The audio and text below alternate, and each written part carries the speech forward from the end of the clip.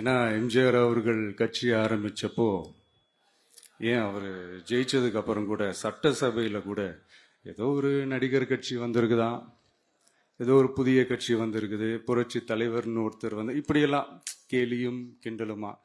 அதனால யார் அரசியலுக்கு வந்தாலும் இப்படி கொந்தளிக்கிறது தான் அவங்களுடைய வேலையே. அப்படிதான் நாம் அரசியலுக்கு வந்ததுக்கு அப்புறம் கூட இந்த விஜய்க்கு என்ன அனுபவம் இருக்குது, எம்ஜிஆர் அவர்களுக்கு எவ்வளோ அனுபவம் இருக்குது தெரியுமா?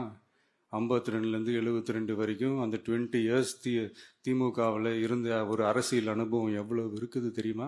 விஜய்க்கு என்ன பெரிய அனுபவம் இருக்குதுன்னு கேட்டா அதே வாய் தான் அன்னைக்கு எம்ஜிஆர் அவர்களை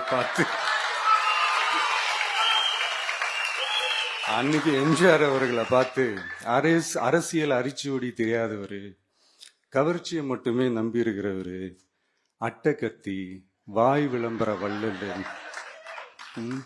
இவருக்கு கேள்வி மட்டும் தான் கேட்க தெரியும், பதில் சொல்ல தெரியாது, நிருபர்களை சந்திக்க மாட்டாரு, டெல்லியை வகச்சிக்க மாட்டாரு, மேல இருந்து அவருக்கு அவ்வளோ ப்ரெஷர் இருக்குது, அப்படி இப்படின்னு சொன்னதும் அதே வாய் தான்.